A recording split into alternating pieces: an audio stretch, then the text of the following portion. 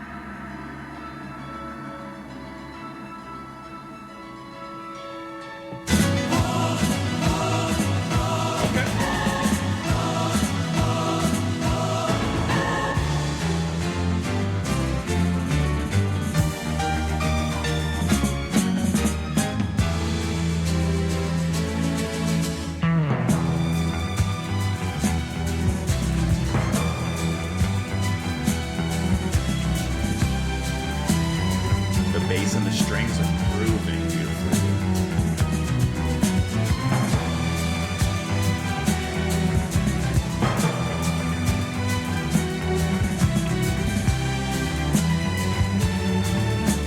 Great drumming, I like that tap.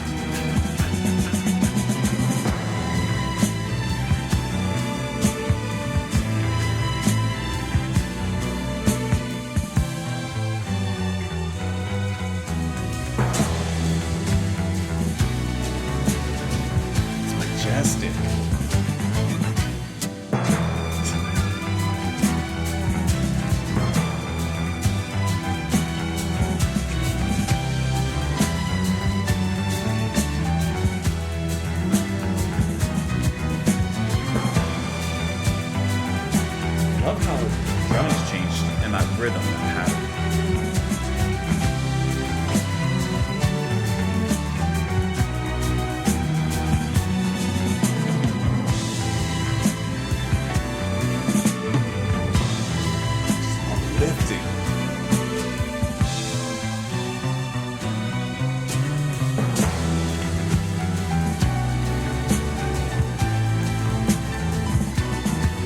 probably an introduction.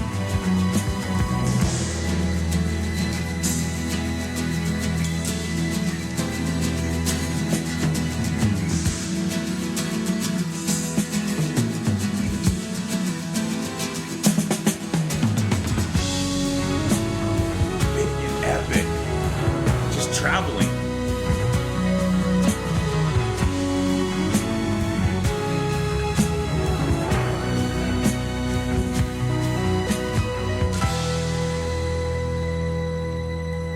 That's an overture.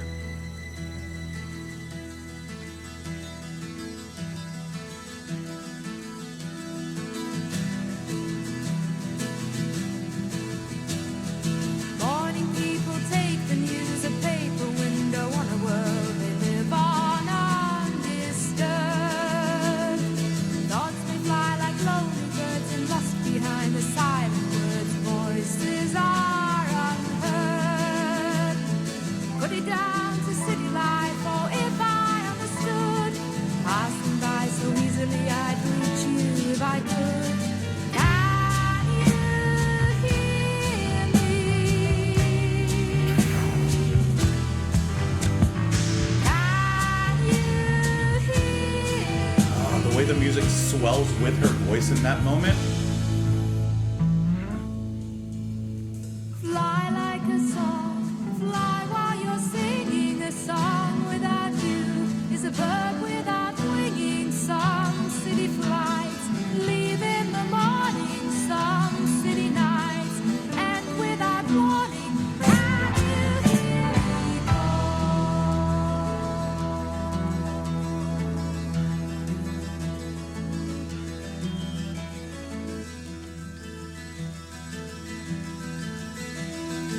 Evening people see the day, a silhouette on every face, the shadow on their eyes. Take my place within the crowd, we walk the dusty streets around, encompassing our lives. Put it down to city times, or if I understood, passing by so casually I'd reach you if I could. Can you? When she sings Can You Hear Me? Goosebumps right there.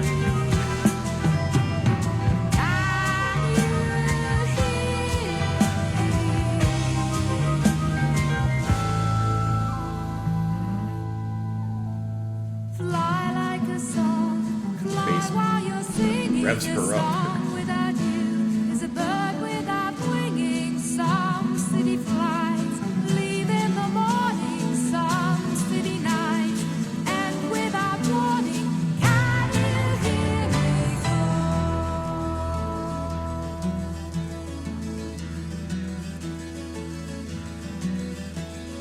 Can you hear me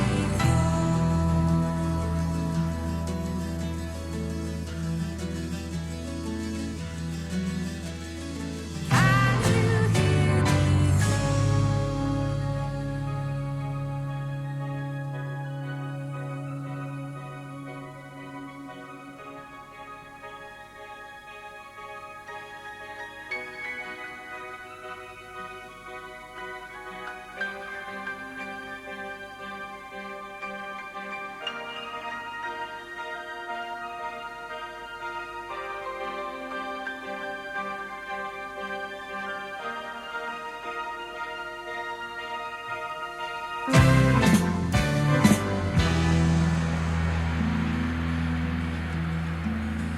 A little explosion to lead into mystery.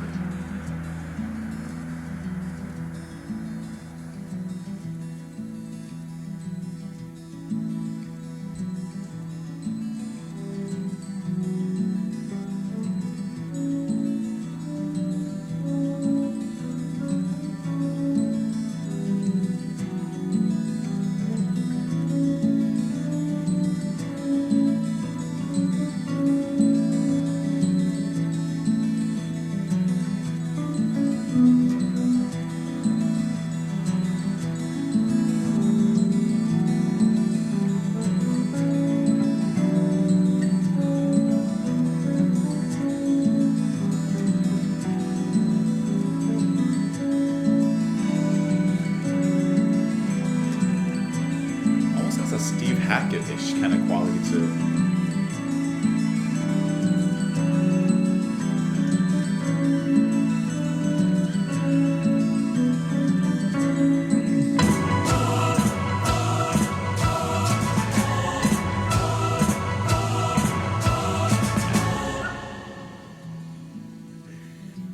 Explosion.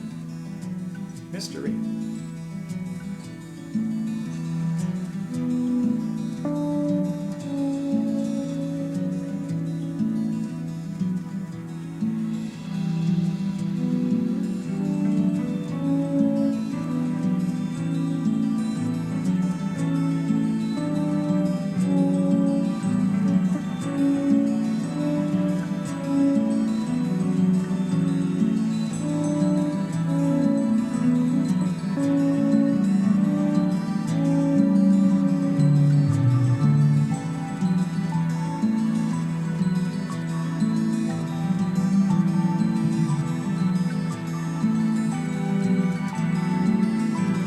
All the subtlety that's being built in the background.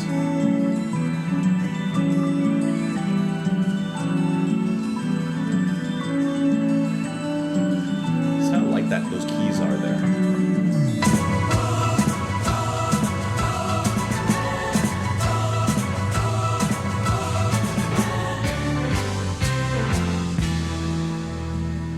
I'm catching it.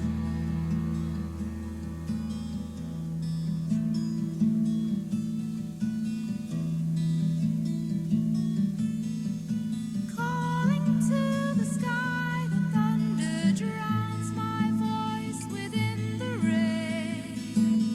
And I know you're near me.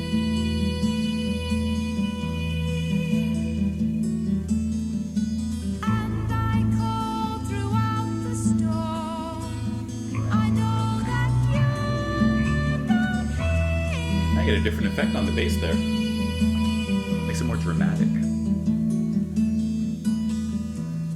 I call your name. I call your name. I call your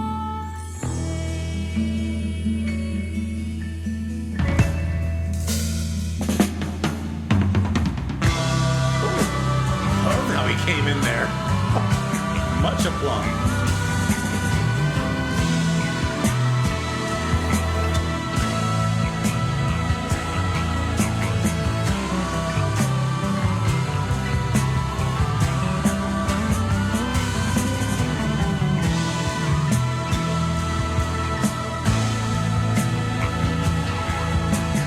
Can you hear me call your name? Can you hear me call? Hear me call your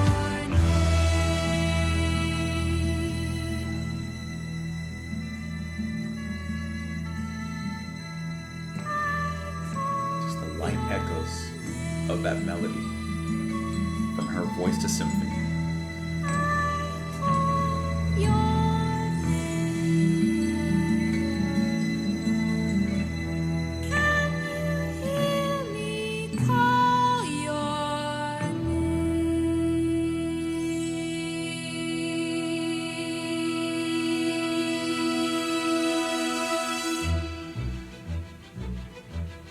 Okay, speeding up a little tempo here.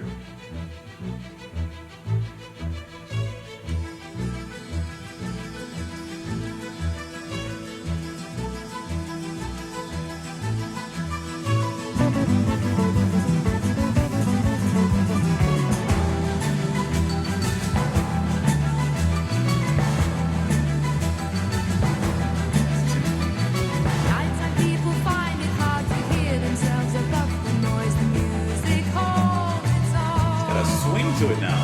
I recognize the place I'd known. I turned to find it carved in the stone, a mirrored smile alone. Put it down to city nights, or if I understood, asking myself far from me, I'd reach you if I could. Can you hear? There you go. It all comes back.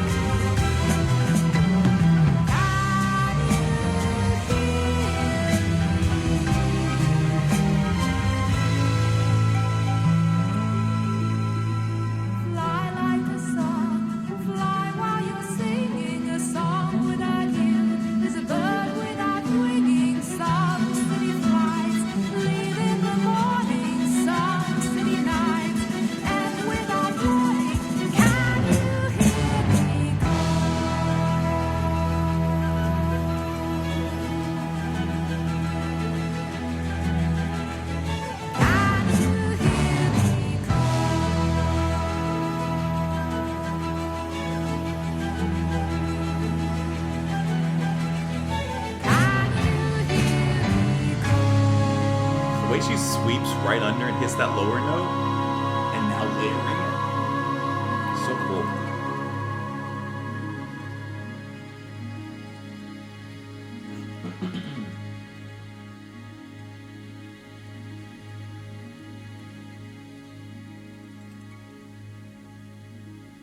It's leading into the next song here. What an incredible way to open up the album. Like, you're starting off with your epic, right? And we know Renaissance by this point. What did I say? This album is what, their fourth? Seventh? I was way off. All right, their seventh album. You know what you're going to get when you put this down on the little circle spinny thing.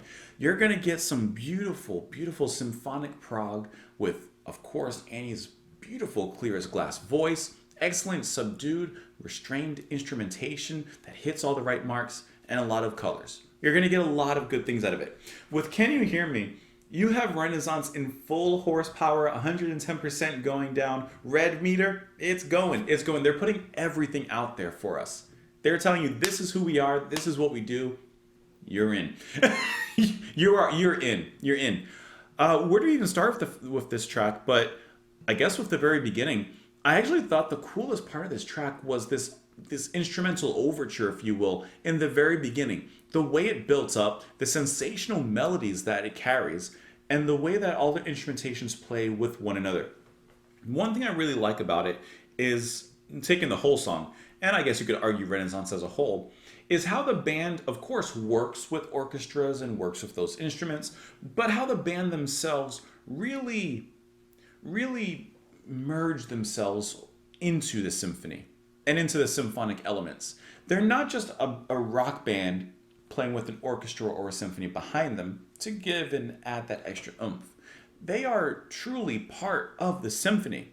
If you have the conductor standing on stage and looking out upon the pit, they're in the pit.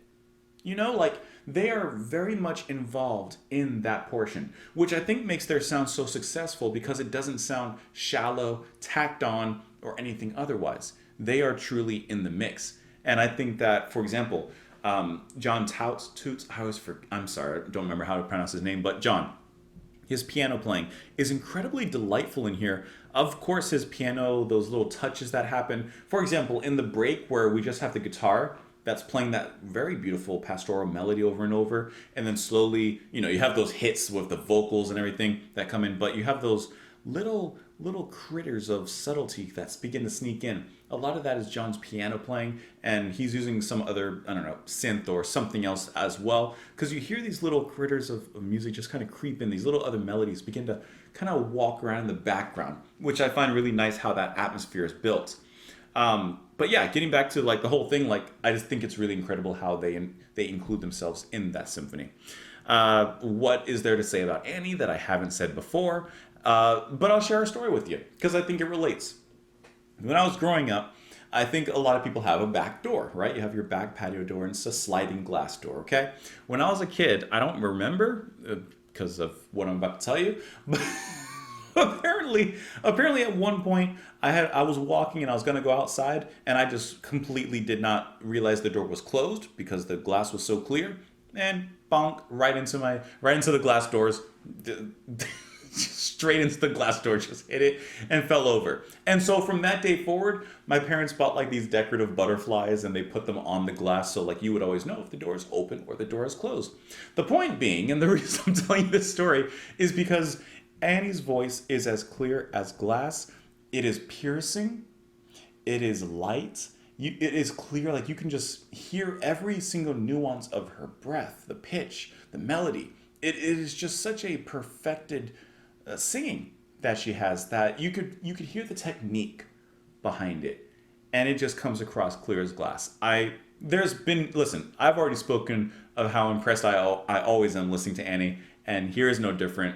I just find her voice incredibly clear and distinct, and also I really love the way that she approaches her singing with the music, not in a conventional way, but bringing that, I guess, that operatic training into the music as well, which leads, of course, into how the band involves themselves in the symphonic elements. But, for example, like, she could have gone very high at the very end, but she drops it down low.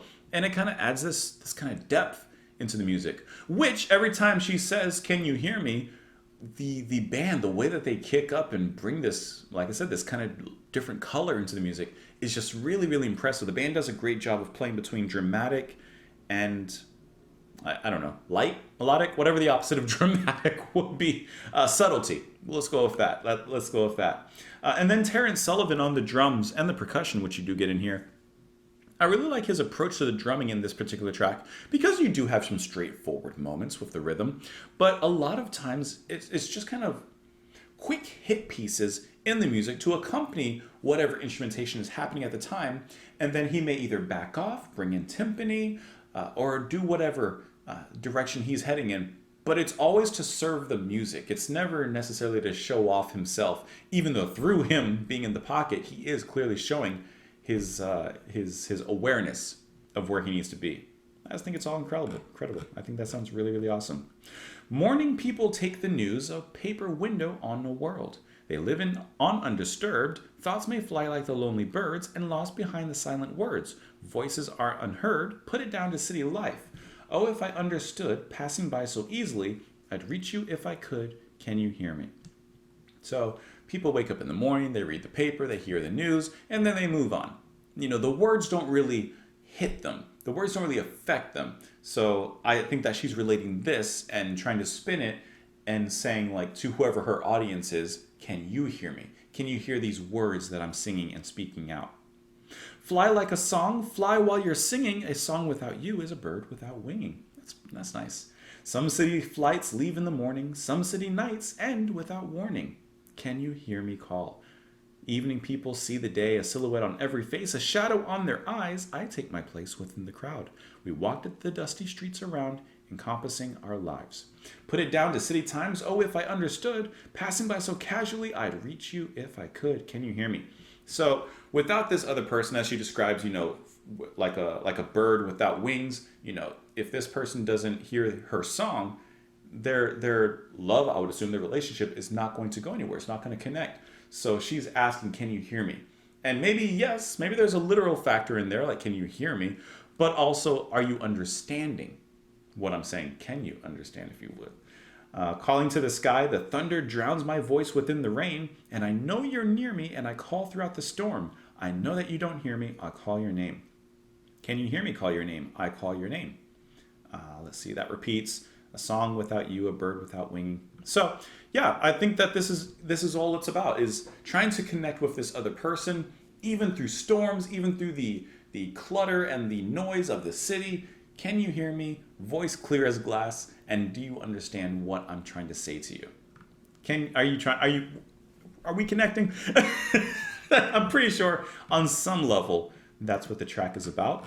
But let's move on into the next track here, which is going to be The Sisters. Now, I always have the Wikipedia page and the lyrics pulled up, okay? So before I click on the lyrics for The Sisters, I'm going to make a bet with you. I'm going to bet you, I don't know, something, that this song is basically Pentangle's Cruel Sister. Like that folktale, The Two Sisters. And there's another version we listened to that I'm forgetting who made it, but someone else made a version that we listened to on the channel as well. I bet you. Renaissance will definitely be the band to do that. Let's see. Whoops, I didn't press the wrong button. Here we go. We heard it fading, by the way, into this. Let's see.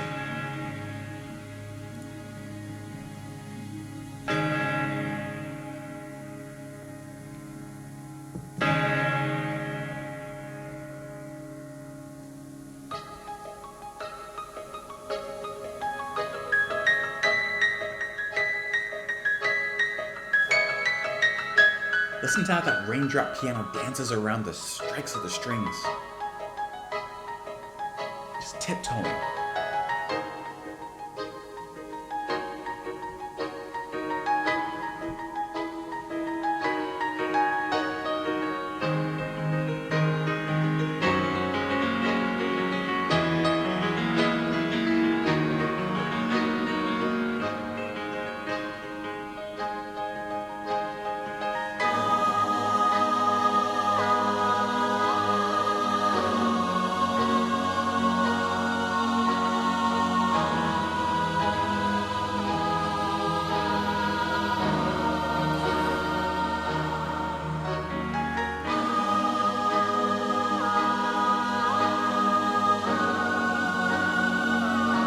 is incredibly moving.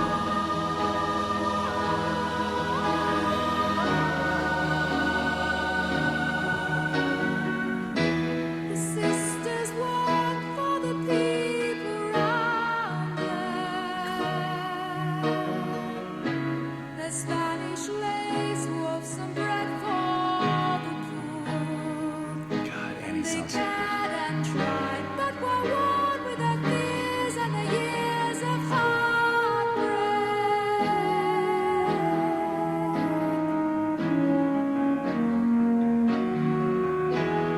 Dust and wine stained the man who knew them.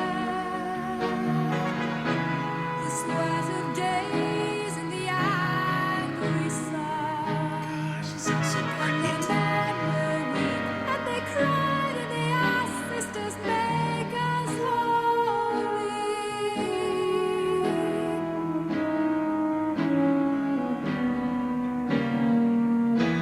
The sisters prayed, give us hope for something.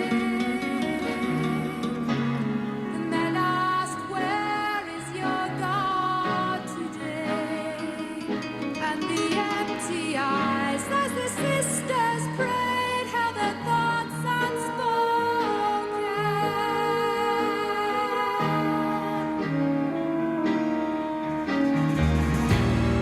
There was the sun they could earth was dust for miles around. Guys, Nothing new survived.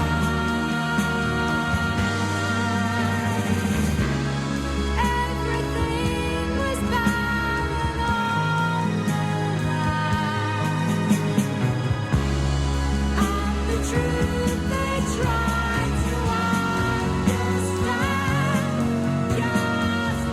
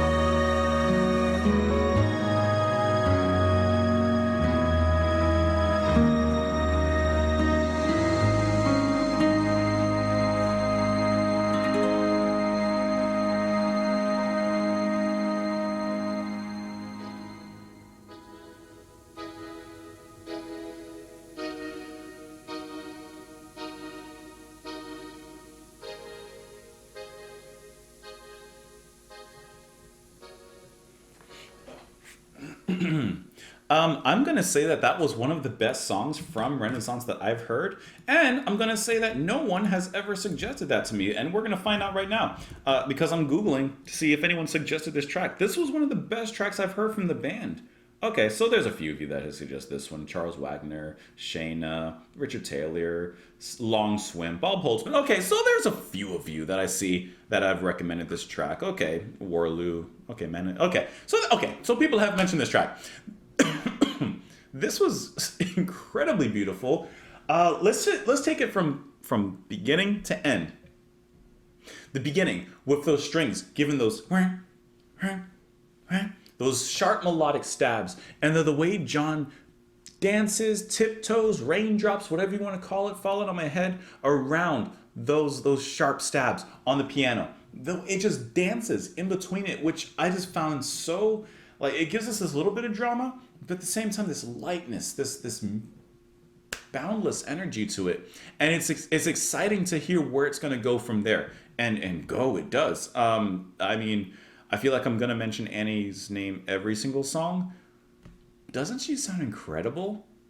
I mean, are you guys like impressed by the clarity, the strength, and the power, and the way that she wields it of her voice? I feel like that sentence needed a comma. And then the guitar playing. So you have two guitarists, technically. You're going to have Michael Dunford on acoustic guitar and backing vocals, but then you also have John Camp also giving some hand to the acoustic guitars. When that Spanish-like guitar just gave us a little flair, a little kick up, I was like, oh, okay. I like that. I like it. Gives us a little hint, right? And it was a hint because it was foreshadowing a little bit of a solo during that break section, which was so upfront in the production side of things, so clear in volume, which, by the way, production has been really impressive on this album. They also used some panning on this particular track with the voices when those would come in that break, and how they kind of bounce back and forth on each side, which was really nice.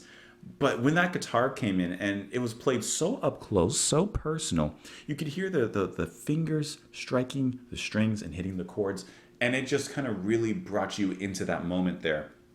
That was utterly fantastic. The strength and power in this track is unmatched, but it's a gentle strength. This isn't a hit you over the head, overwhelm you in that direction kind of strength. This is a parent caring for their kid kind of strength. This is a gentle touch, a wonderful caress. And I think that this was very moving. Once again, the string direction is great. You heard some, I don't know, some brass instrument, trumpet, maybe. I don't know. There was something that was brought in at another point.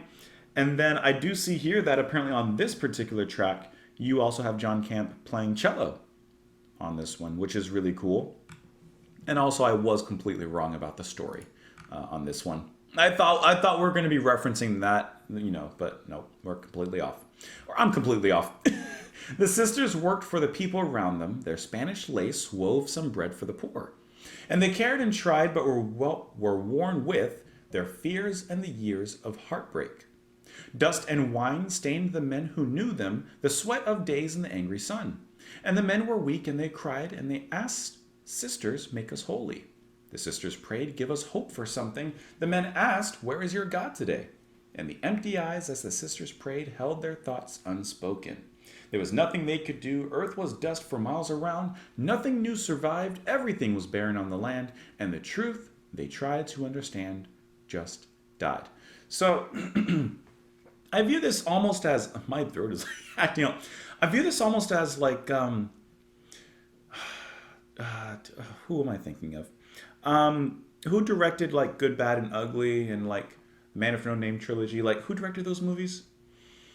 I can't remember. But like, how in those movies, of course, a lot of them took place in deserts, at least climate-wise, and everything always looks so hot. They always look so sweaty and like dirty, and the land was very barren. I'm imagining that kind of scenario and climate with this story. There's barely any life surviving around these people, and these sisters, who I'm imagining are nuns of sorts, are coming by, and the people are like, hey, pray for something. Give us some hope of sorts. And the sisters do begin to pray, but even as it says, like, they have empty eyes, their thoughts unspoken because they've lost their faith too. So in this faithless land, they're turning to them for something to hope for, something to look forward to. But the sisters themselves, they're praying, but they're like, it ain't really that great. Like things aren't happening right now. Like things are not good. And even there it says, and the truth they tried to understand just died, just like their faith also just died right there. This is really, really cool. Those are great lyrics. That's a great track. And I was about to say no one's told me about it, but a few of you did. So I can't come down too hard on you. Technically, we're already halfway through the album. So usually at this point I do something like, I ask a question like, hey, what's something, blah, blah, blah, and then put it in the comments, and, then you tell me that, you're still watching at this particular point. I'm trying to find something. Hold on. I'm trying to find something to keep you guessing. There it is. I knew it was here somewhere. There we go. That's more appropriate. You can barely see it on the screen. You can barely see what I just did. Hold on. I'm going to knock stuff over. I just switched out my albums really quick down there. I could tell you like, hey, comments, did I switch my albums, or what did I switch my album with? Actually, that is the test. Just put in the comment, what did I switch my albums with? What did I switch my records down there with? All right, let's move on into the second half of the album, which is only going to be 3 more tracks, starting off with The Midas Man. Well, take out the, just Midas Man. Here we go.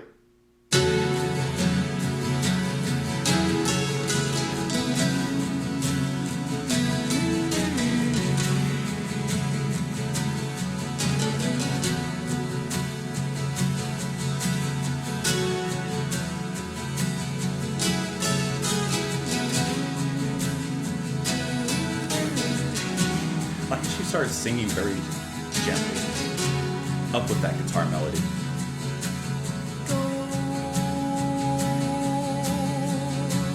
Set the man to the many. I want money and I'll make it grow. I will count my worth and all wealth untold. I'll sell my soul. Dark chords there.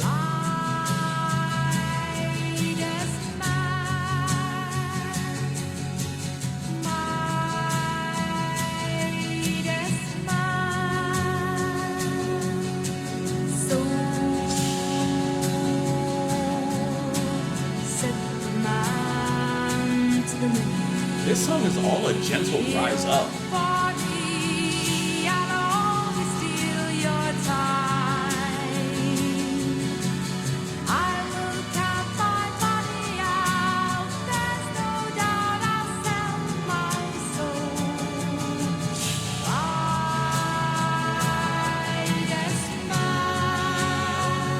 Harmonies.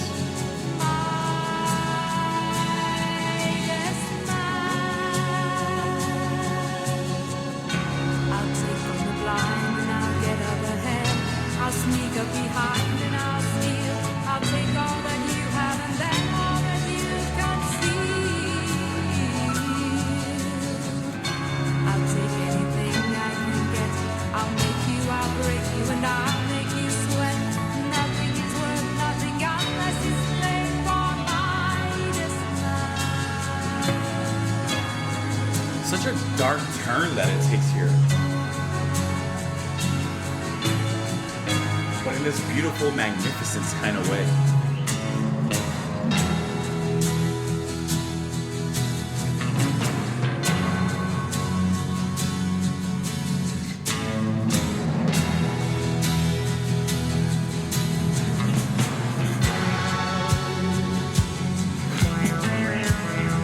Okay.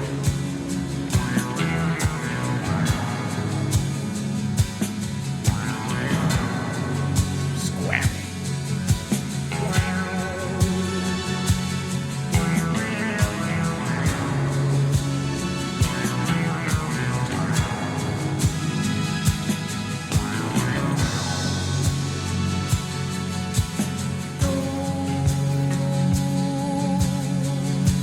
Set the man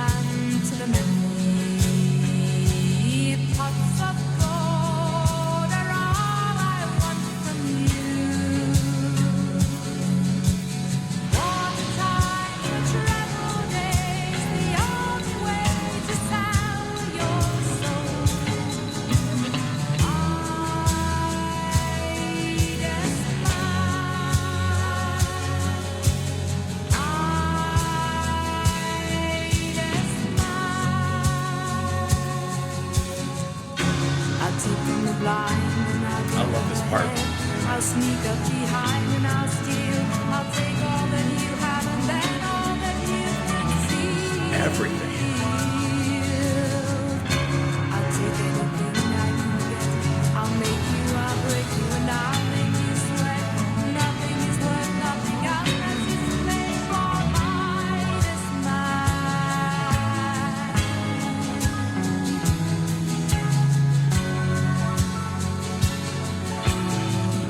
Those big deep chords when they hit are like bells.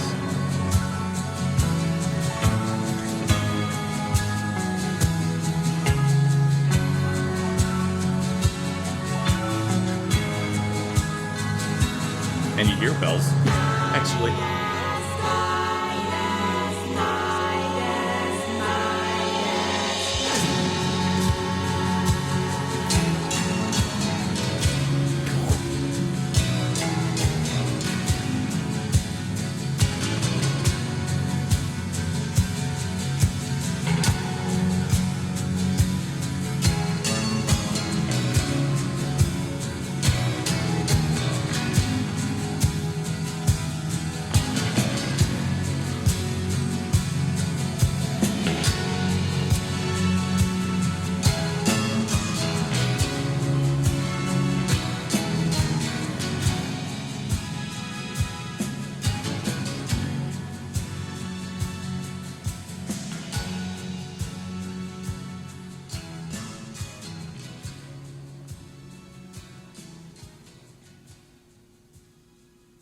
So a couple things about this track. Two main things I come away with this from.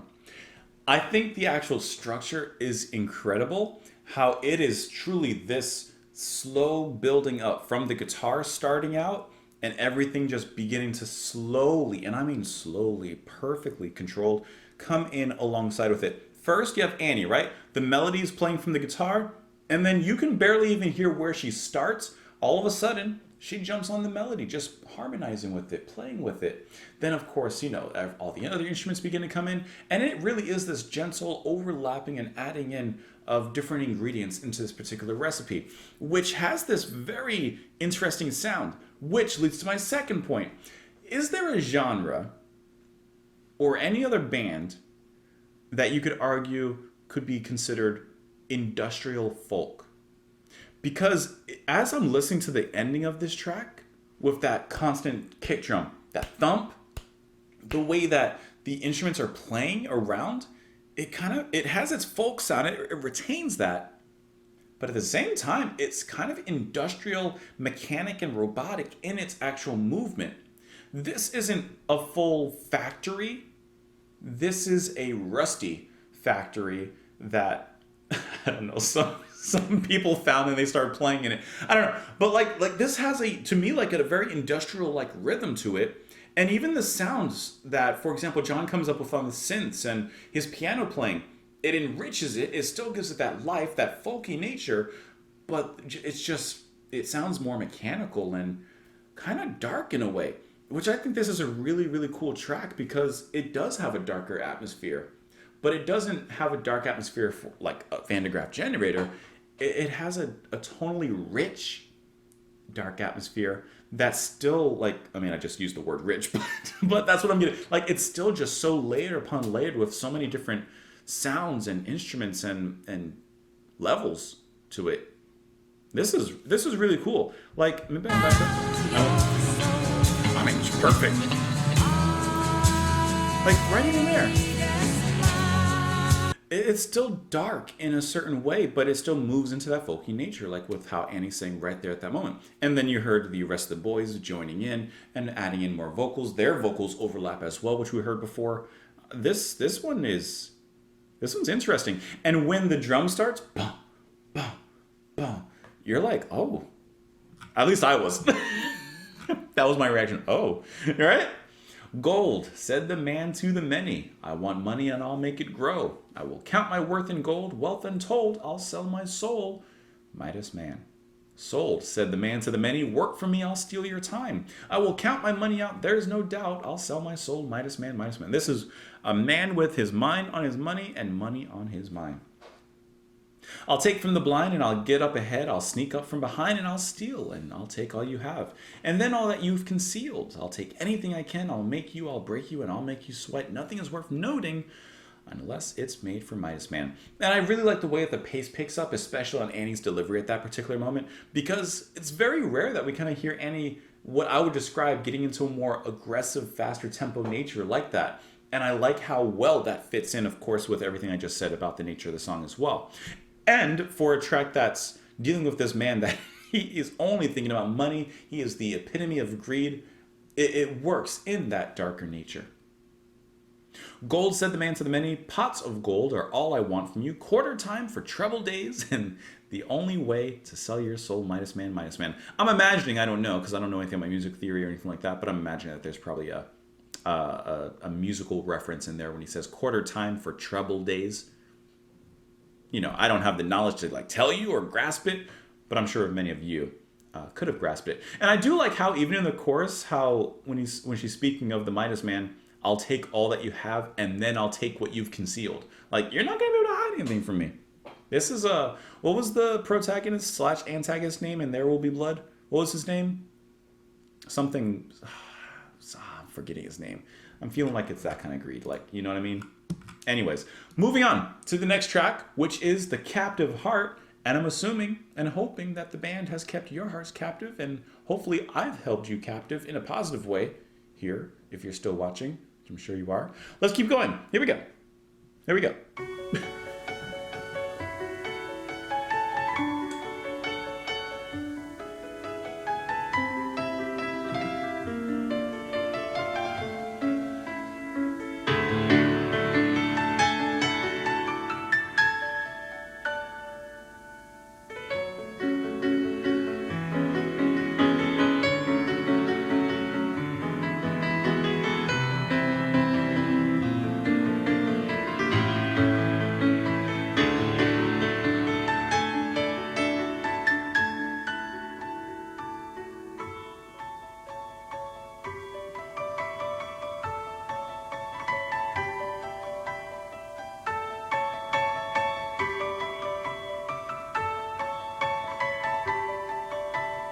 Made my dreams, then lost them. They left and I went away. There's no romance in the memory that's part of yesterday. But feelings linger stronger, sometimes so hard to disappear. When what holds you is a treasure you stored throughout the years.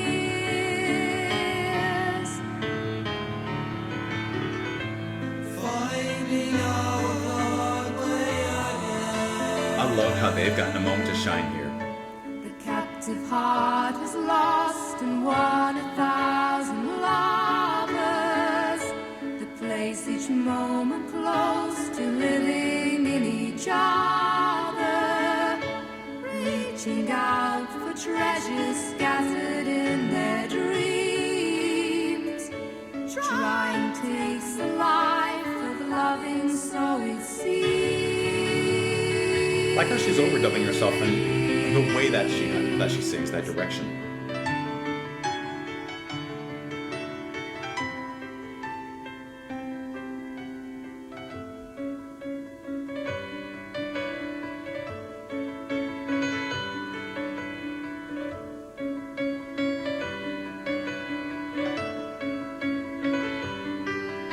So carry on, don't stop your feelings, try and make them flow. Somewhere there's a vision waiting, you'll find it when you know. Taking the final curtain that's coming down on you. Leaving the play of fools, move on to life you knew. And does she hit every note perfectly or what? Finding out the hard way again. An easy path to conquer. Trying to compromise. Climbing through my anguish. I see your fading eyes. lost and won 1,000 lovers. The place each moment close to living in each other. Reaching out for treasures scattered in their dreams. Loving takes the That note when she sings that is so good. so it seems.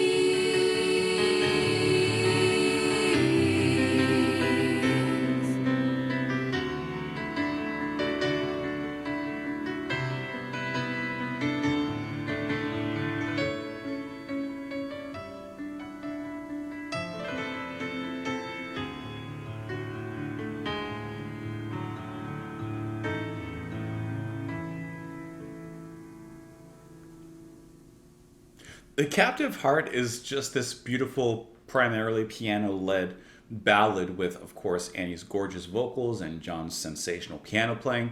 But I do like the inclusion of the other voices. For example, you, of course, have the background vocals of the rest of the band coming in to just sing a line here or there. But then one of them stays at certain points and sings with Annie. And I'm assuming that's going to be Michael Dunford who stays and does that. And I like how that just adds one, of course, another vocal dimension to the song. But it's also nice to hear from the rest of the band singing and backing up this wonderful angel that is Annie. And yes, we've heard them, of course, in the previous tracks. But I like that we get a little bit, it's a sliver, a little bit of solo moment for them here. Otherwise, this one is actually just very straightforward. Like I said, exceptional piano playing, obviously great vocals. It's a very moving track, a very emotional one. It feels like the palate cleanser, perhaps, before we dive into the next and final track, which is the second longest track, coming out around 9 minutes or so.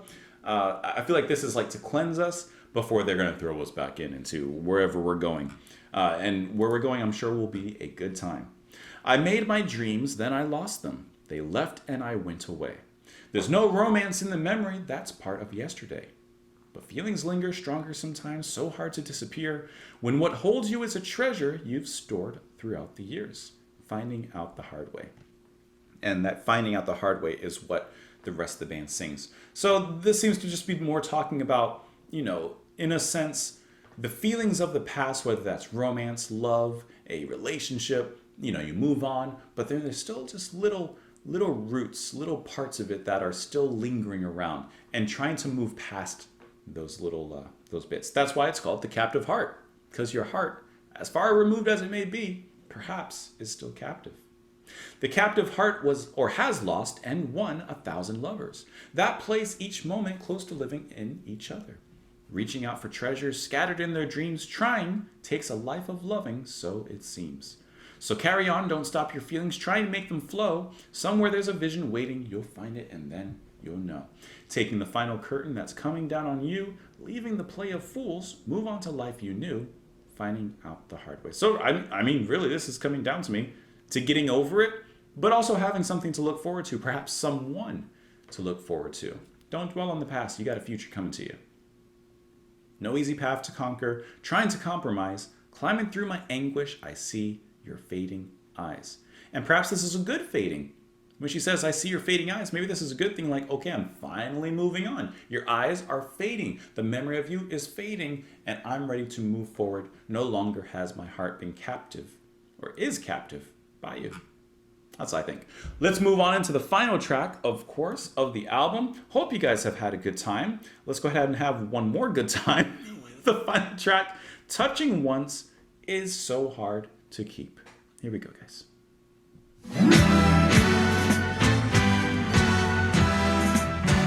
Told you we're getting back into it. Palate cleanser.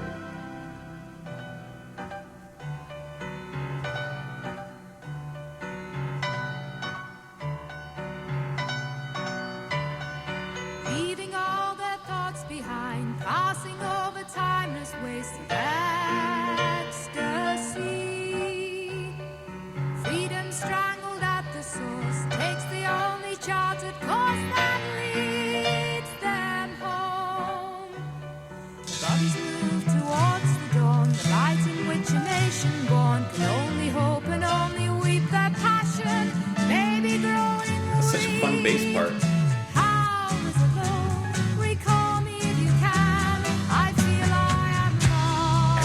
kind of stumbled into this.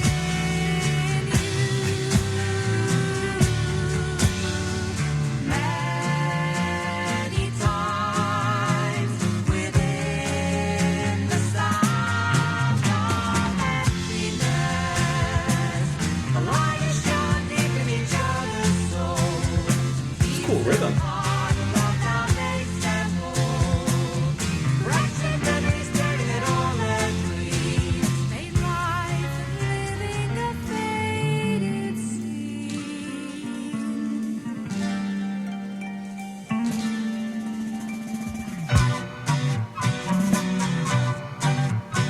Heavy. Give a name locked in this web, chances of a lifetime scores across your eyes.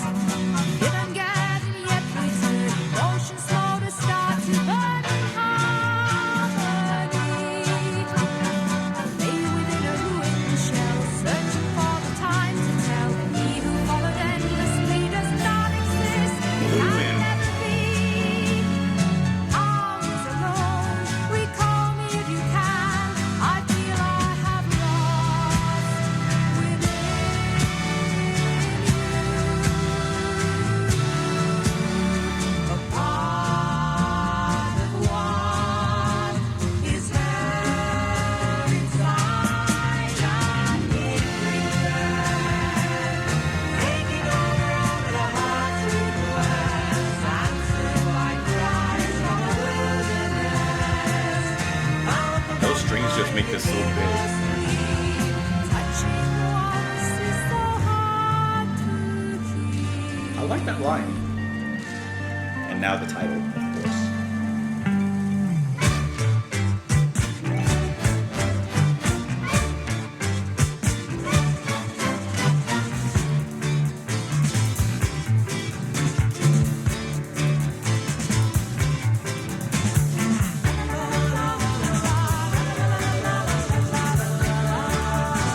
Throwing out that.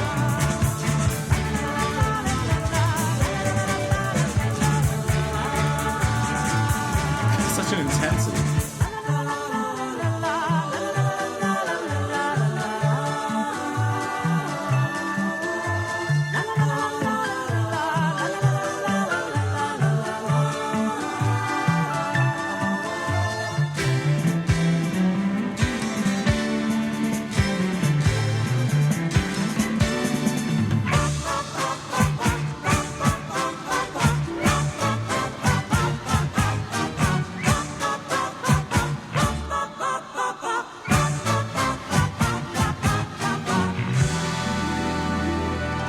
Proggy hits with the vocals.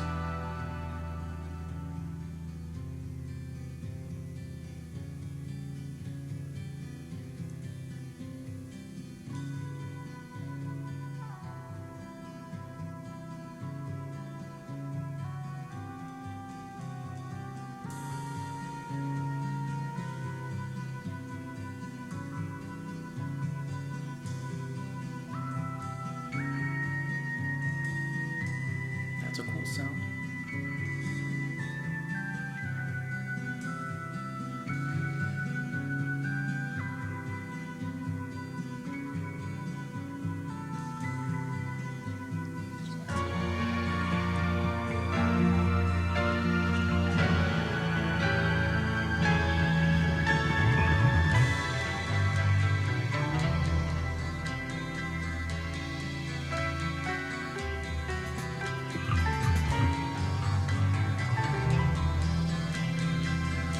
It's like all the instruments are ready to be released. They're just waiting.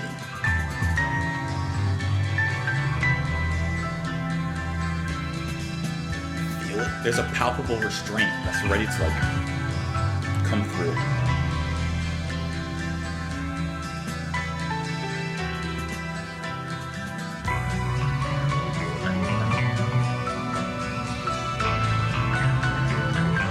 That cool spacey effect comes back on the bass.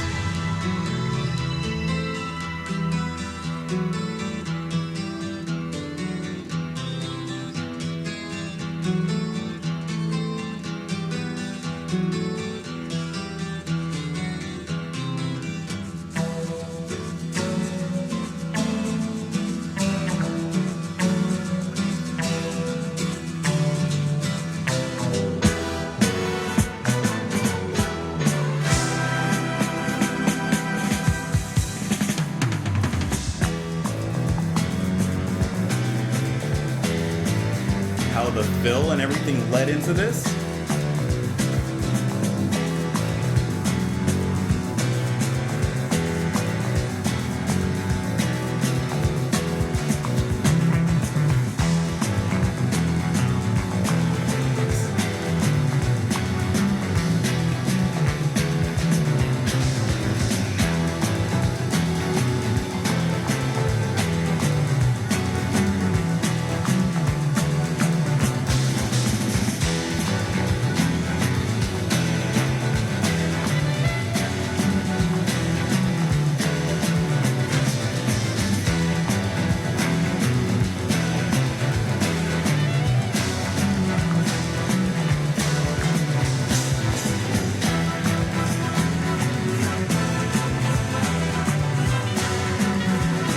Sax playing too on the side.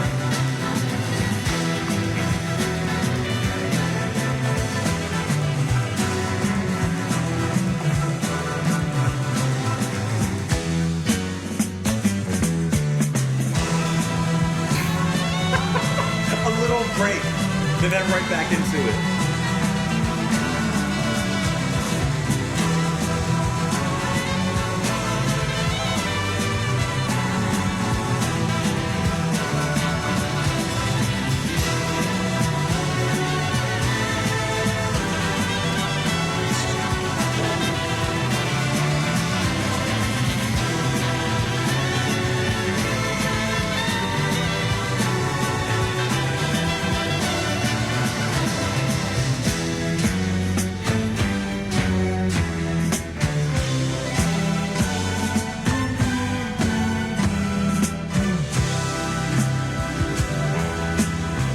Back into a more rested groove right here. There you go. What else do you want?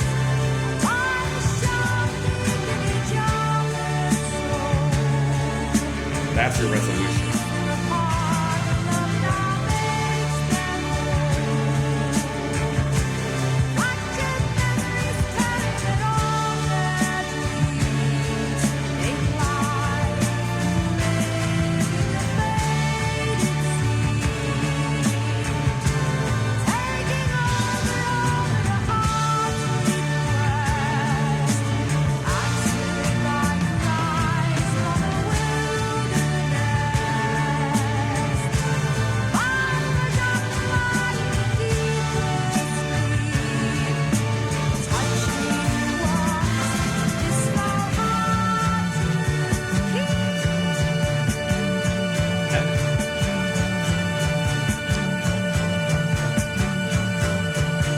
And she's holding that note.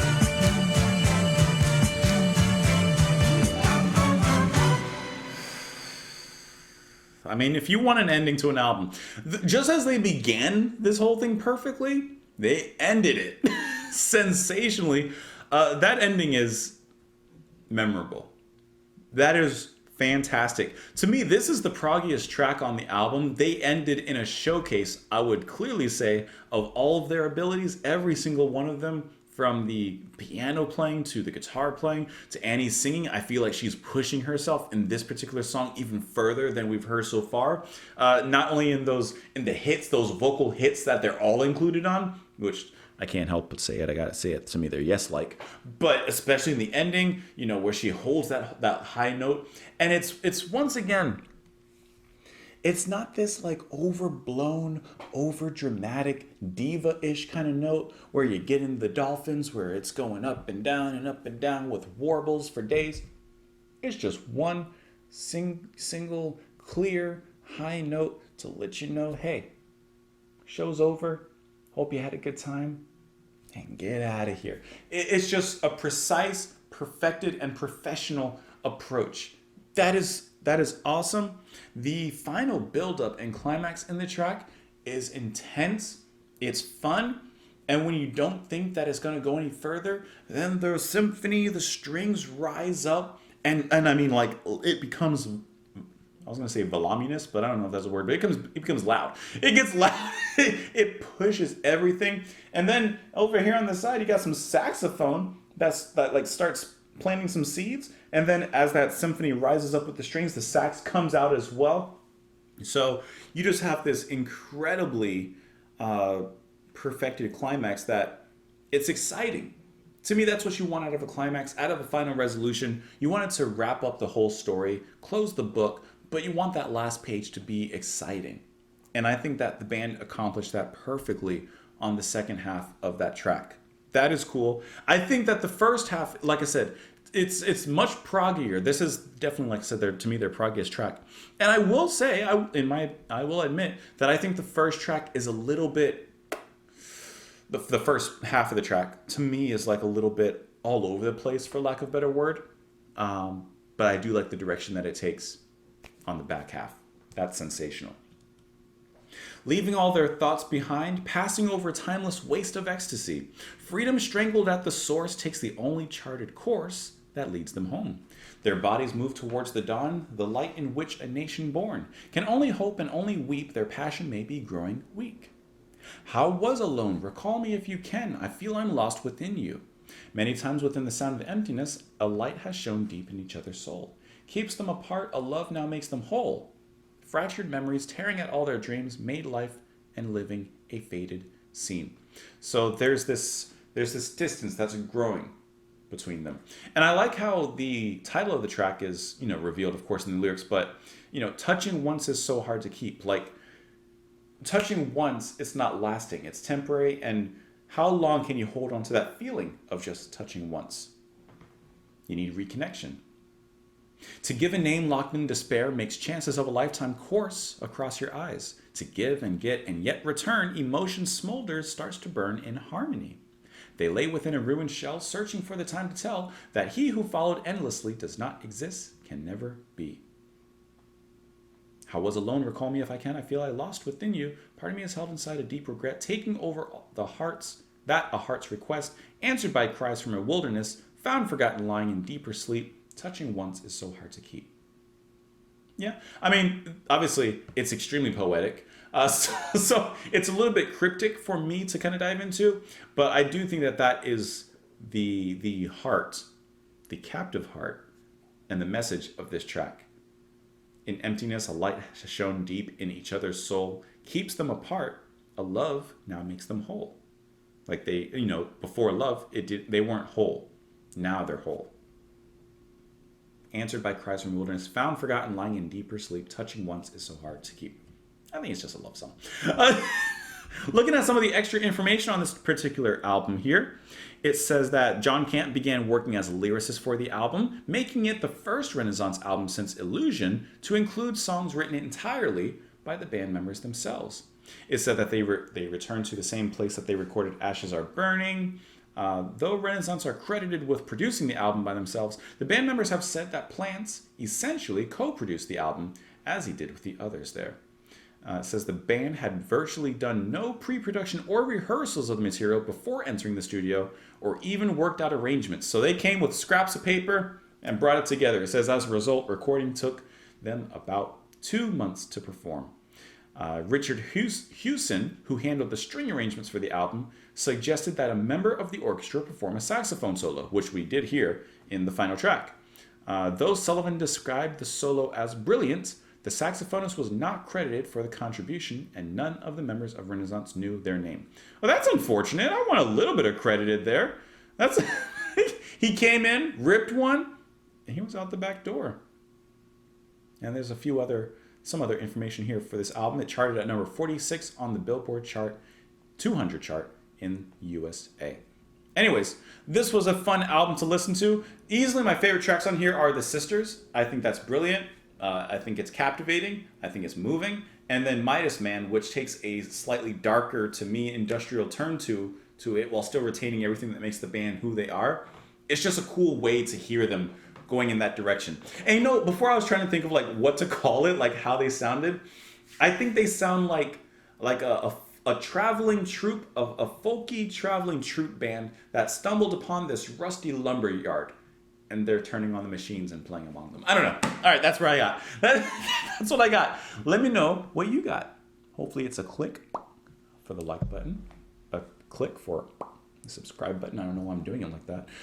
You can also follow me in a bunch of places that are here on the screen. You can support the channel and what I do on Patreon. You don't have to, but of course, It helps, obviously. $2 a month.